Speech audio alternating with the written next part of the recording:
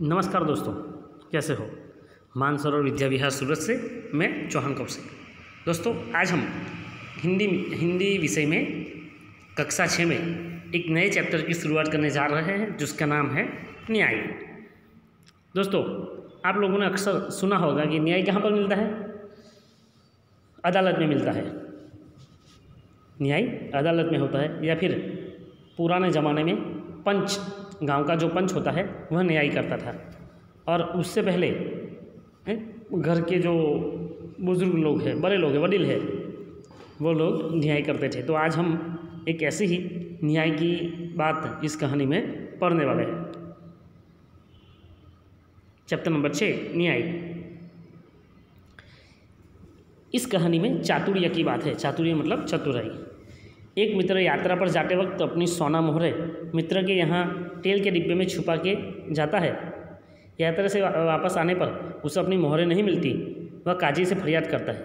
अंत में हसन नाम का एक लड़का अपनी चतुराई से सच्चा न्याय करके अली ख्वाजा को मोहरें वापस दिलवाता है। तो हम आगे देखते हैं कि कैसे एक लड़का कैसे न्याय करके अली ख्वाजा को अपनी मोहरें वापस दिलाता है। पुराने ज़माने में इराक की राजधानी बगदाद में एक व्यापारी रहता था। क्या है इराक की राजधानी? बगदाद। जैसे भारत की राजधानी क्या है? दिल्ली। हाँ, वैसे ही इराक की राजधानी है बगदाद। वहाँ पर एक व्यापारी रहता था। नाम था उसका अली ख्वाजा। यह एक मुस्लिम व्यक्ति से, मुस्लिम समाज से जुड़ी हुई बात है। व्यापार करते करते जब उसके पास 1000 सोने की मोहरें इकट्ठी हो गई तो उसने मक्का शरीफ की यात्रा का निश्चय किया। इस अली ख्वाजा व्यापार करता था और थोड़े समय बाद, मतलब व्यापार करते करते कुछ समय बाद उसके बाद 1000 जितनी सोने की मोहरें इकट्ठा हो गई तो उसने मक्का शरीफ की यात्रा करने के बारे में सोचा। मक्का शरीफ जो हिंदू धर्म में जैसे सब लोग 4 धाम की यात्रा पर जाते हैं, अमरनाथ जाते हैं, वैष्णो देवी जाते हैं, तिरुपति बालाजी के दर्शन के लिए जाते हैं, वैसे इस्लाम धर्म में लोग मक्का मदीना की यात्रा करने जाते हैं। तो उसने भी, अली ख्वाजा ने भी मक्का शरीफ की यात्रा करने का निश्चय किया। चूँकि वह अकेला रहता था, उसने अपनी जमा पूंजी अपने मित्र के यहाँ रखने का निश्चय किया। अली ख्वाजा अकेला रहता था। वो सोचता था कि मैं तो यात्रा के लिए निकल जाऊँगा, लेकिन मेरे पास जो जमा पूंजी है, मेरे पास जो सोना मोहरें मैं कहाँ रखूँ? तो वो सोचने के बाद अपने मित्र के वहाँ रखने का वो निश्चय करता है। यात्रा के खर्च के लिए उसने 500 मोहरें अलग रख ली। उसके पास तो 1000 सोना मोहरें थी, उसमें से 500 सोना मोहरें वो अपने पास ले जाता, अपने साथ ले जाता है, जो उसे अपनी यात्रा में खर्च करने के लिए चाहिए थी, और बाकी की 500 वो रख लेता है। फिर एक घड़े में बची हुई मोहरें डालकर तेल भर दिया। वो सोचता है कि इस तेल के घड़े के अंदर वो 500 सोना मोहरें डाल देता है। अली ख्वाजा पड़ोस में अपने मित्र वाजिद के घर गया। अली ख्वाजा अपने पड़ोस में उसका जो मित्र था वाजिद, उसके घर गया। उसको अपनी यात्रा के बारे में बताया और कहा कि यह तेल का घड़ा मैं आपके घर रख कर जाना चाहता हूँ, मक्का से लौट कर ले लूँगा। वाजिद ने अपने तहखाने की चाबी उसे देते हुए कहा कि आप अपना घड़ा तहखाने में रख आइए और जब आप लौटे तो उसी स्थान से ले लीजिए। अली ख्वाजा घड़ा रखकर यात्रा के लिए निकल गया। अली ख्वाजा अपने मित्र वाजिद को कहता है कि मैं तो मक्का मदीना की यात्रा के लिए जा रहा हूँ, तो आप इस मेरे तेल के घड़े को अपने घर रख लीजिए, मैं जब यात्रा से लौटूंगा तो ले लूँगा। सिर्फ अली ख्वाजा को ही पता है कि उस तेल के घड़े के अंदर मैंने 500 सोना मोहरें छुपा कर रखी है। और वाजिद कहता है कि हाँ रख लो, जब आओ तब ले लेना। एक दिन वाजिद के घर दावत थी। अली ख्वाजा तो अपनी यात्रा के लिए चला गया है और उसी दौरान, उसी बीच में वाजिद के घर पे दावत थी। जैसे हिंदू धर्म में लोग एक दूसरे को खाने के लिए निमंत्रण देते हैं, ऐसे ही मुस्लिम धर्म में दावत देते हैं। तरह तरह के पकवान बनाते हुए तेल खत्म हो गया, और तेल के बिना तो कोई पकवान बन नहीं सकता। तरह तरह के, मतलब अलग अलग प्रकार के पकवान, मतलब मिष्ठान, व्यंजन, अच्छी अच्छी वानगी बनाते हुए तेल खत्म हो गया, और तेल के बिना तो कोई चीज़ बनती नहीं। अब चावल ले लो, दाल, सब्जी, रोटी, पूड़ी, मिठाई कुछ भी ले लो, उसमें तेल तो लगता ही है। अब हुआ कि वाजिद के घर तेल ख़त्म हो गया। रात का समय था। वाजिद की बीवी अपना सिर खुजलाने लगी। अब एक तो घर पे दावत रखी है, तेल ख़त्म हो गया है, इसलिए वो सोच में पड़ गई। सिर खुजलाना मतलब सोच में पड़ जाना। तभी उसे अली ख्वाजा की तेल के घड़े की याद आई। उसने वाजिद से कहा, आप तह खाने में रखे तेल के घड़े से थोड़ा तेल निकाल लाइए। इस समय बाजार तो बंद है, कल सुबह बाजार से नया तेल लाकर घड़े में भर देंगे। ख्वाजा आज राठी आकर तो तेल नहीं मांगेंगे। वाजिद की पत्नी सोच में पड़ गई कि अब तेल है नहीं तो क्या करे। तब उसके याद आता है कि अली ख्वाजा जो तेल का घड़ा लेकर गया उसमें से वो थोड़ा तेल निकाल ले और कल वापस नया तेल लाकर रख दे। और आज तो दुकान भी बंद हो गई है और कौन सा अली ख्वाजा आज रात आ जाने वाला है, ऐसा वो अपने पति वाजिद को कहती है। बीवी की बात सुनकर वाजिद तहखाने में गया। जब घड़े की सील खोलकर तेल निकालने लगा तब घड़े में से सिक्कों की आवाज़ आई। हम भी ऐसे ही करते हैं, किसी घड़े के अंदर से हम कोई चीज़ निकालने जाए और कहीं पर भी किसी भी चीज़ में अगर आवाज़ आने लगे तो हम तुरंत सोच में पड़ जाते हैं कि चलो देखते हैं उसके अंदर क्या है।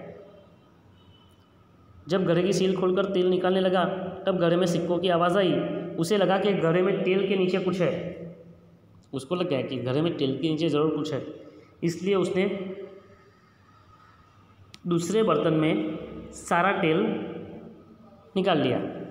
जब वाजिद को पता चला कि इसके अंदर तो कुछ है, इसलिए उसने सारा तेल दूसरे बर्तन में निकाल लिया। उसने देखा कि घड़े में तो 500 सोने की मोहरें थी। अब वाजिद को पता चला कि इसके अंदर सोने की मोहरें हैं। उसने उन मोहरों को अपनी तिजोरी में छिपा कर रख लिया और तेल लाकर बीवी को दे दिया। वाजिद ने क्या किया, उसमें से तेल में से सोने की मोहरें निकाल कर रख ली और जो तेल था वो अपनी बीवी को दे दिया। अगले दिन उसने बाजार से नया तेल लेकर घड़े में भर दिया। उसे वैसे ही सील बंद कर दिया जैसे कि ख्वाजा अली ने किया था।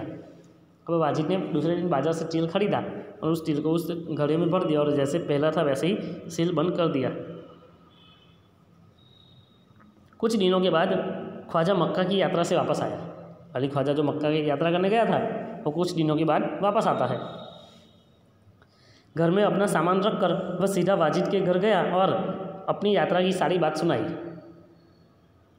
हम भी ऐसा ही करते हैं ना, कहीं से भी हम यात्रा या प्रवास से घूमकर आते हैं तो जैसे ही आते हैं बाकी सब लोगों को वहाँ की बातें, वहाँ हमने क्या देखा, क्या खाया, कैसी कैसी जगह थी, वहाँ के लोग कैसे हैं, वहाँ का वातावरण कैसा है, वो सब हम बात दूसरों को कहते हैं ना। वैसे ही अली ख्वाजा भी अपने पड़ोसी, अपने मित्र वाजिद को सब बातें बताने लगा। फिर तेल का घड़ा लेकर वह घर आ गया।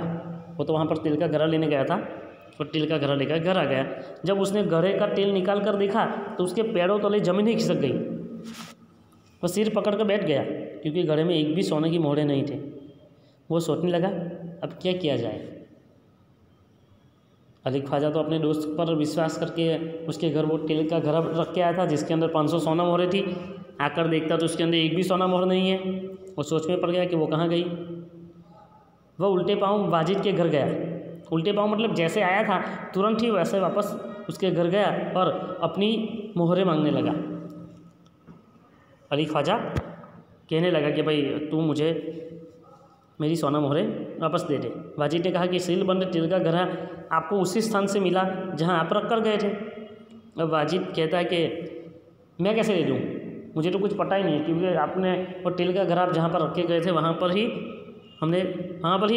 आपने वहाँ से ही लिया, क्योंकि हमने तो उसे छुआ तक नहीं, मैंने तो उसे हाथ भी नहीं लगाया, मैं कैसे मान लूँ कि उसमें सोने की मोहरें थी। वाजिद अब कह रहा है कि मुझे कैसे पता चलेगा कि उसके अंदर सोने की मोहरें थी। दोनों मित्रों में कहा सुनी होने लगी। दोनों का झगड़ा सुनकर आसपास के लोग एकत्र हो गए।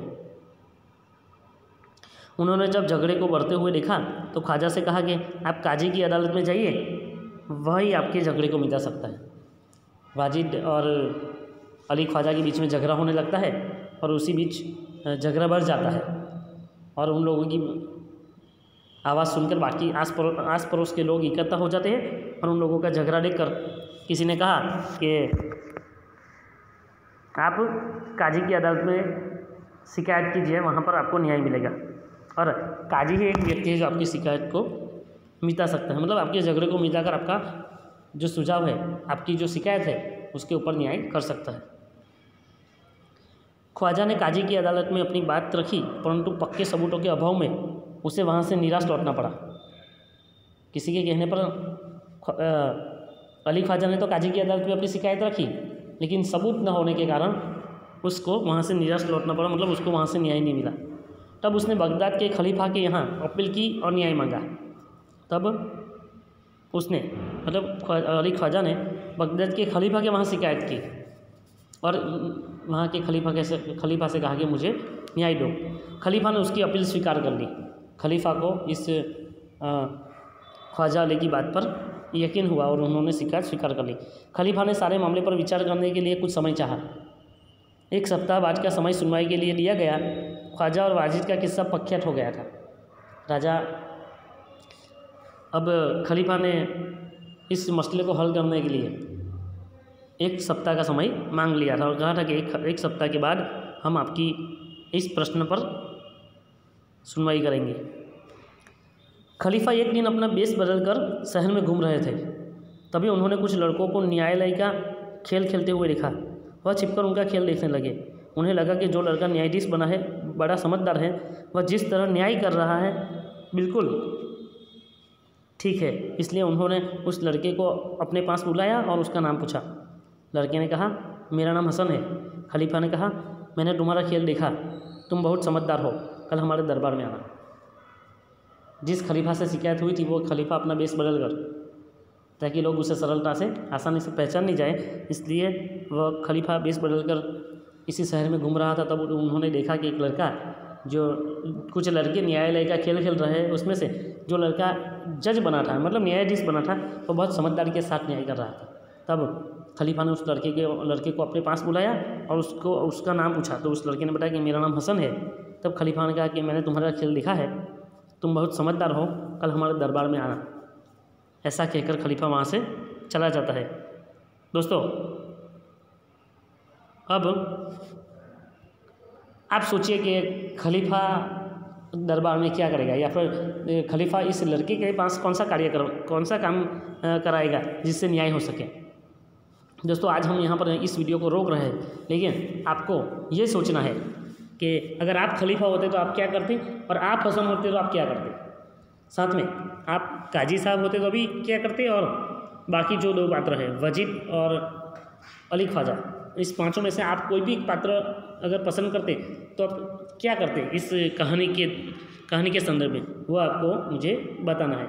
तो मिलते हैं दूसरे वीडियो में, तब तक के लिए नमस्कार।